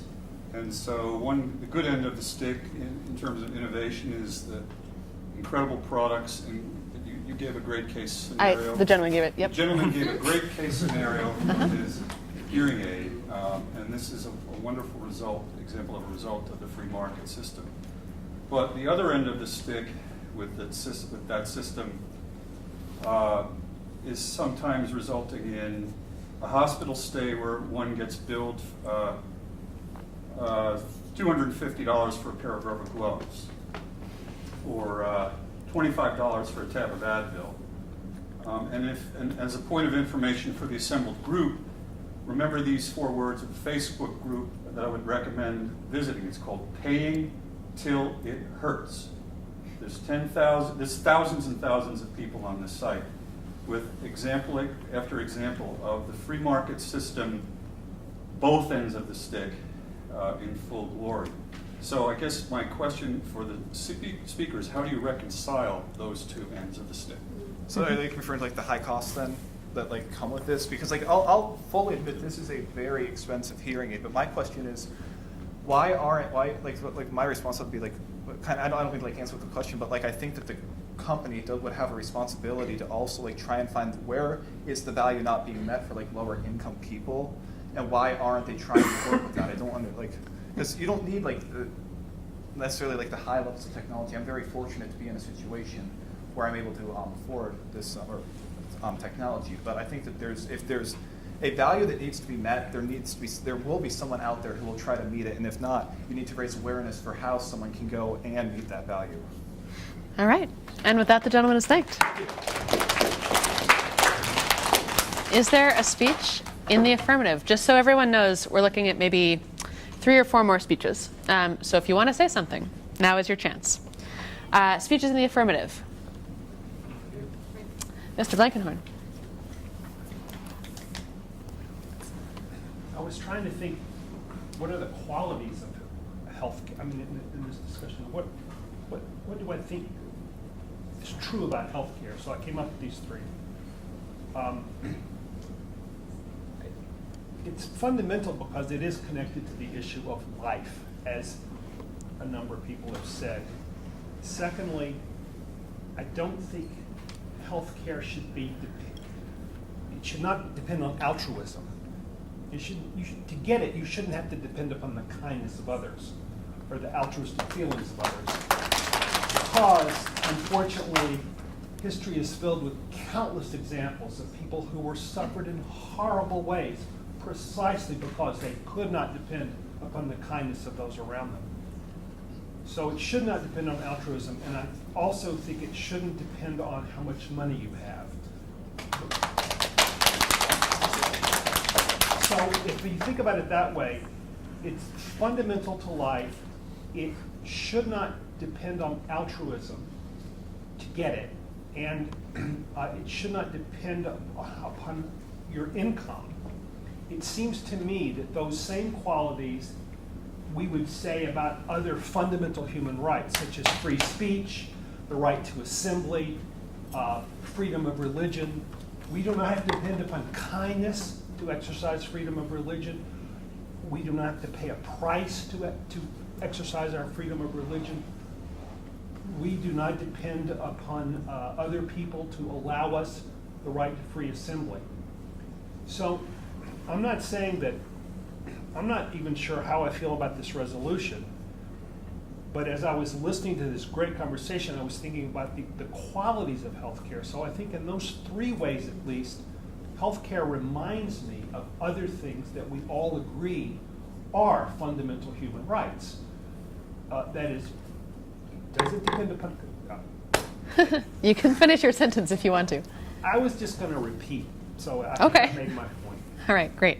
Questions for the gentleman? The gentleman in white. Sorry if I messed this up. Uh-huh. Madam Foreperson? Chair. Chairperson. Yep. So you mentioned that, or So- the gentleman mentioned that, of course I have a brain fart as soon as I say it. My thought, It's but traditional. Hang on, give me 1 second. We can come back to you too if you want. Yeah, if you could, that'd Sure. be awesome. Yep, just a minute. All right. Questions? The gentleman in green.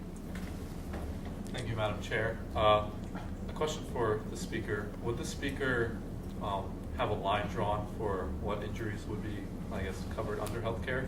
Because if you watch shows like Nitro Circus or Jackass, you have these idiots going around breaking all their bones, doing dumb stuff for entertainment. Would I necessarily want to pay for that? No. But would I want to pay for someone who is experiencing a life or death situation that is out of their control? Altruistically, yes, I would.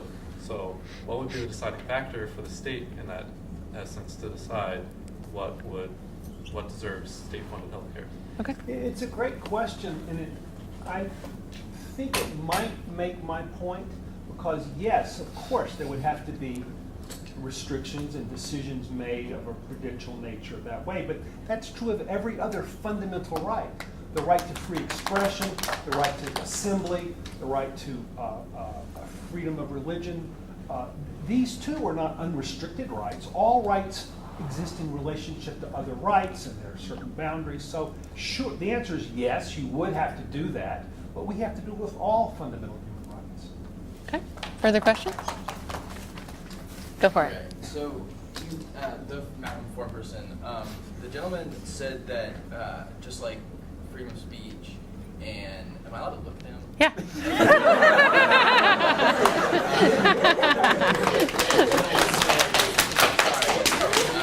No, that's great. The gentleman said that like freedom of speech and other rights, that we shouldn't have to depend on others. So I guess my question would be, like, isn't that why healthcare shouldn't be a right? Because healthcare. I'm sorry, I'm not a great public speaker, so I've kind of lost. No, my thought. it's a good point. I'm a writer, so I spend a lot of time like. Uh-huh. I'm not really a public speaker. Cool. So I guess my point is that you're saying that we shouldn't have to depend on other people, but I mean we are depending on other people. And I guess my point in that is that we're putting a positive obligation on others. So was that what you were saying though? Is that like Yeah. you have to like freedom of speech? We don't have to depend on other people. Ah. I guess I'm saying that's what makes them a right. Right, Like, that's yeah. why they are rights. Okay.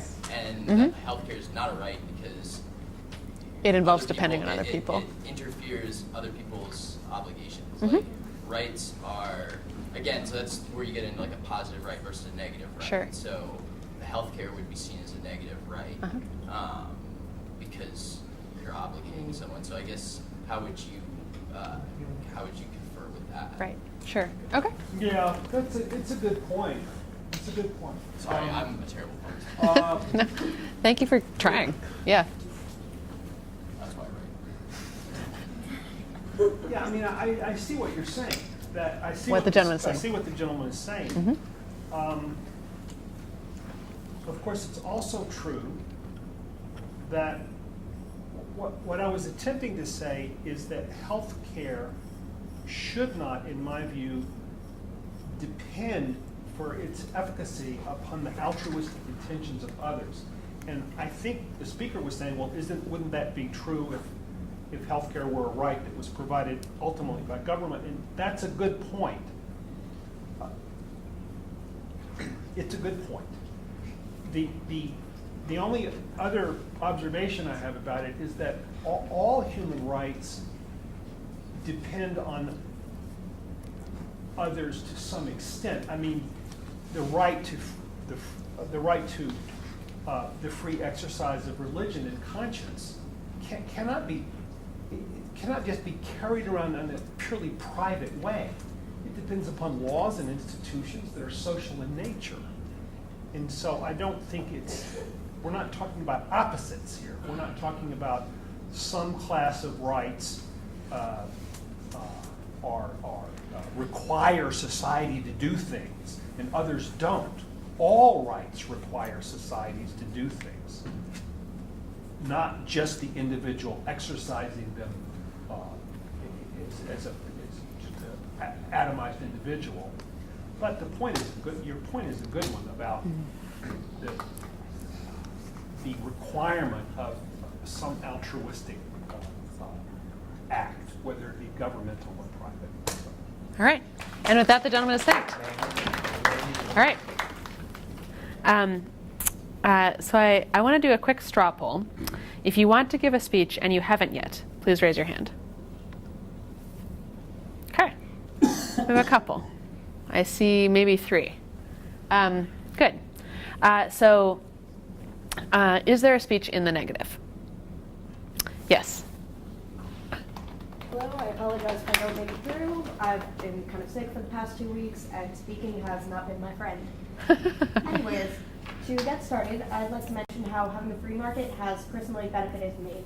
I spent about, let's say, 3 months in between different hospitals and different networks, different doctors across my county, just trying to figure out what was simply wrong with me. Whether it was cardiologist, neurologist, general physician, internal medication specialist, I was everywhere. I met every single person, I swear, in the county. And this benefited me to no end because every single test I could take, I took, and eventually I found my solution. This was partly due to innovations in the medical industry, and partly in the fact that I don't have to rely on a government panel to decide whether or not they want to pay for my health care. Because quite frankly, after looking at my medical bills, it was insanely expensive, and I'm very grateful it was covered.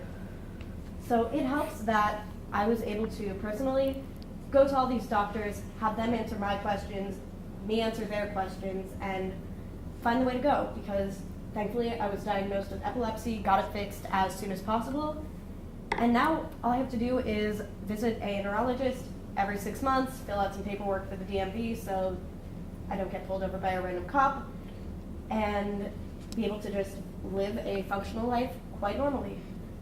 And so, in that sense, having healthcare be controlled by the government because it's a determined right is, quite frankly, not the perfect solution. Instead, having the government step back, continue to deregulate healthcare, let the professionals, the physicians, figure out these problems on their own is definitely going to have more benefits and prove more efficiency in the end. All right. Oh, sorry. Is there more? No, I'm finished. Thank you. Okay, great. Questions for the lady? Yes.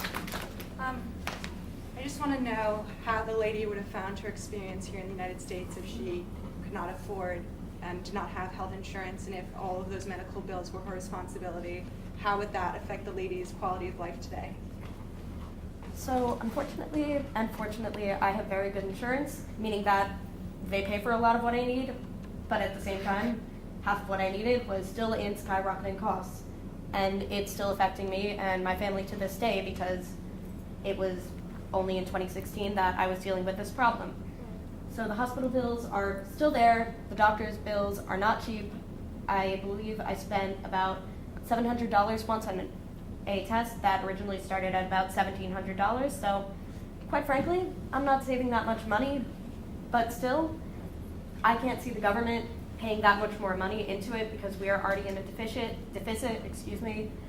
and adding more money into our spending is just going to make problems significantly more worse. Okay.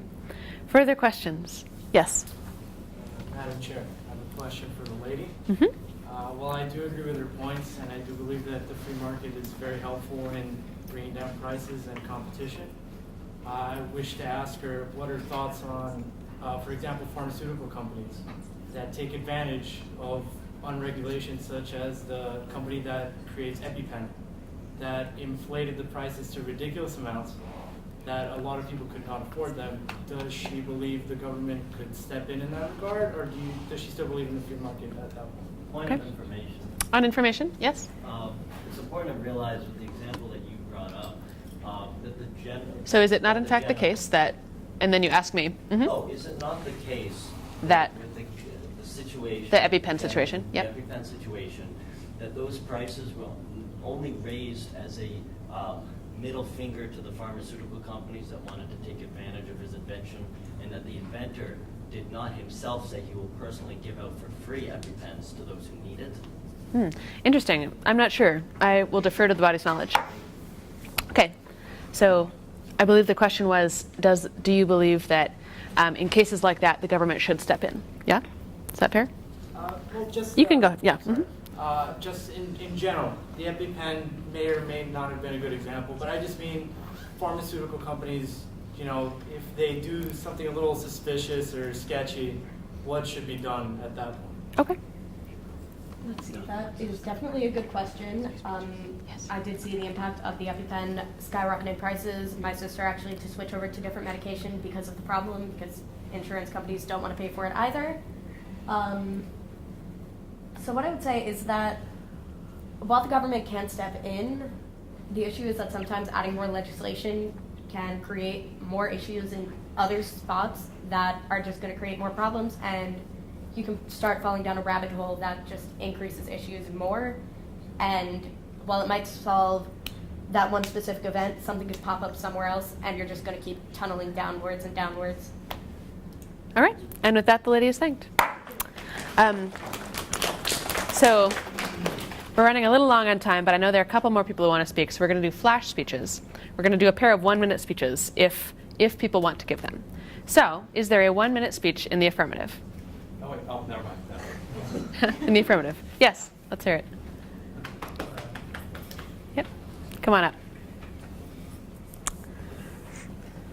I just wanted to address like the policy part of the whole argument, which is, it doesn't have to be the economy of like, it has to be a full government takeover versus a full free market system. We can guarantee healthcare to people while maintaining a system that encourages innovation through, for example, public options. Allow people who need it to have the public option, and that competes within the free market system. So it doesn't have to be one or the other. And so I just wanted to address that point. And also this idea that the U.S. is a 50-50 system, so it doesn't count when you talk about the sins of the supposed free market. But when you look at, in the statistics that were brought up in this debate, were from the negative side, that the U.S. does spend more than any other country on earth on healthcare. They get some of the worst outcomes. And the countries that have the universal systems are doing far better, so I see no reason how it can, how it can be a bad public policy if it has been proven to have better outcomes in the countries that have implemented it. So if we talk about policy, we should talk about the actual things that have been proven to work. It doesn't mean it's perfect, but it means it's a hell of a lot better than the current system that we have now. All right, wonderful. We're going to skip questions in the sake of time, so the gentleman is thanked. Talk to him afterwards. He's got a lot to say.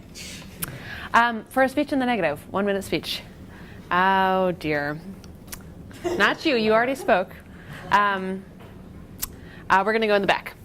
Yep.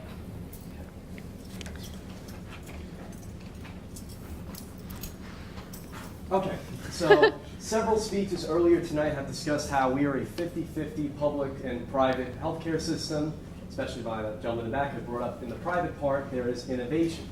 Now, obviously, it'd be practically impossible to go all private or all public. However, think about it. If we become all public, can we guarantee that there's going to be innovation?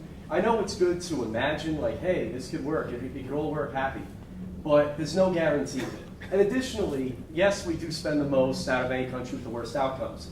But is that because of our private healthcare system, or is that because of our diets? In a country that has sugar and fat in all of our foods, even the organic stuff isn't good, is healthcare really our problem, or is it something else? That's something I would like you all to think about. All right. Well, that the gentleman is thanked. Great. So, this concludes the speeches. We're going to do one more thing, which is just have a little debrief. But first of all, I just want to say that this was really excellent. You guys did a fantastic job, and this debate is adjourned. Now, before you go, we're just going to talk through a couple things and reflect on the experience a little bit. I'd like to ask just a couple questions on sort of how you found this and what you liked. And so the first question, and this is less formal, you should raise your hand, but you don't have to stand up, and you don't have to call me Madam Chair anymore. You can call me April. The first question is, what surprised you tonight? Yeah, go for it. Definitely the civility. Yeah? I mean, especially in such a polarized time, the most politically active campus in America. I'm surprised that everyone was very mature about this. Yeah. Yeah. I agree. All right. Other folks, what surprised you? Mm-hmm. Yeah, I really appreciated the positive vibe. Yeah. Yeah. Uh-huh. I just won't say anything. Totally. Yep. Mm-hmm. For sure. Sure. I'm surprised about the relative ability that we all had here, because a lot of us didn't make speeches with scripts like with the beginning, but we did pull through with a lot of good arguments. Absolutely. A lot of people, some people who aren't here right now, others that are, that I think, sure, we could definitely improve on our skills, but I feel like it's interesting how we already have a head start in the debating world, and how we can develop that for future political discourse. Definitely. Definitely. Sure. I was impressed by how smoothly everything went along, and how not a lot of people really took extra time, like we devoted time to the speaker very well and built off of each other's points. Definitely. Yeah, this was very good in that regard. Others? Madam Chair, April. Yes, Doug. I was surprised by the turnout. We didn't expect the room to be flooded. So thank you again, Siri, for opening up to all. Woo-woo! Yeah, Siri. Much more successful event than we anticipated. What didn't surprise me was the level of depth that people reached, and the sincerity on both sides, and the amount of listening and the quality of the questions that was reflected in the quality of the questions. And I would only ask, if there's a few students here that we would ask, and Daniel's gone around, we'd love to have you for 60 seconds to talk to us on camera, to tell us about your experience, because we want to bring these kinds of debates to many more college campuses around the nation with Better Angels. This is a pilot for that in a way. And, we envision this type of discourse taking root on campuses all over the country, because it's very needed. Yeah. So I yield the floor back. Yep. Wonderful. Absolutely. So the next question is, what did you find challenging about this? Yeah? The fact that you couldn't just blurt out something or say something directly without being called on. It was really hard. That refrain is really hard in not getting out what you wanted to say Yeah. at the moment. Yeah. It's hard. Totally. Yes? Yeah, not being able to have a rebuttal or go back and forth with the person a little bit. Usually arguments don't even come to me until halfway through. You're partway through it. Yeah, totally. Yeah, one thing I would say is that, so as Doug was saying, we're hoping to build this, and so we'd love to do this again here and at other campuses. And there's a tool that I didn't teach tonight, because this is just the first one where you can do that. And I was going to say, yeah. isn't that how debate works, though? You're not really supposed to. What it would be is, it's called a follow-up. So you would just raise your hand and say for a follow-up. Yeah. Because that'd be right. great. And then you could say, but you didn't answer, the gentleman didn't answer my question, right? I was asking this. Could he please address that part? Yeah. So in the future, that's the kind of thing that can totally happen. Other things that were challenging? Maybe one more. Yeah? I don't know. I mean, for me, I was pretty nervous. I wasn't going to say anything in the beginning, but then as it went on, I got more comfortable. But I don't know. Sweet. Yeah. Love it. And then the last question is just, what did you particularly enjoy? We've heard a little bit of this already, but other thoughts? I don't know. I actually kind of enjoyed that, while this is such a divided issue, that you can actually see the undertones of people agreeing on a lot of things, and that we all have the same end goal in mind. It's just a matter of how we're going to get there. The fact that the end goal is necessarily a great end goal that we'd all want to have. We're all very kind in how we go about discovering how we are going to get there. Definitely. Yeah. Daniel, what did you enjoy? I think something that I particularly enjoyed was So you could see, especially when personal stories were brought up, that the personal stories were supporting both sides of it. And I enjoyed especially how it was reflected in the knocking, and how you would see a lot of people knock for both sides, and that really just, I enjoyed how much it showed that, yeah, at the end of the day, no matter how opposing the opinions are, there's just so many things that fall under common ground and that we can all agree on, and then maybe the only disagreements are how do we get there. Yeah, So. absolutely. I totally agree. There are some debates where people sort of sit with their friends and this side knocks for this and this side knocks for that. But this was like a really great group in that, like, we all said, like, yeah, that's something I agree with. This is also something I agree with, right? Like, that was really good. Other, yep, sure. I also enjoyed moments like the 6'4" gentleman in polo shirt. Yes, courtesy of our comedy duo over here. Some precious moments, and really appreciate it. Definitely. Gotta have fun. Other things that y'all enjoyed? I learned a new technique.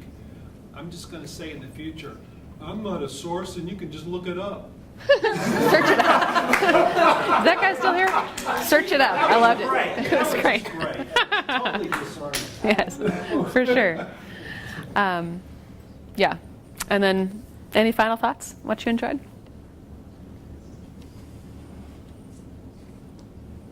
Yeah? There's just so many things that I can list about what I enjoyed here, but I will list something that I will enjoy in the future, and that's coming back here for another debate. Yes, I love it. Woo!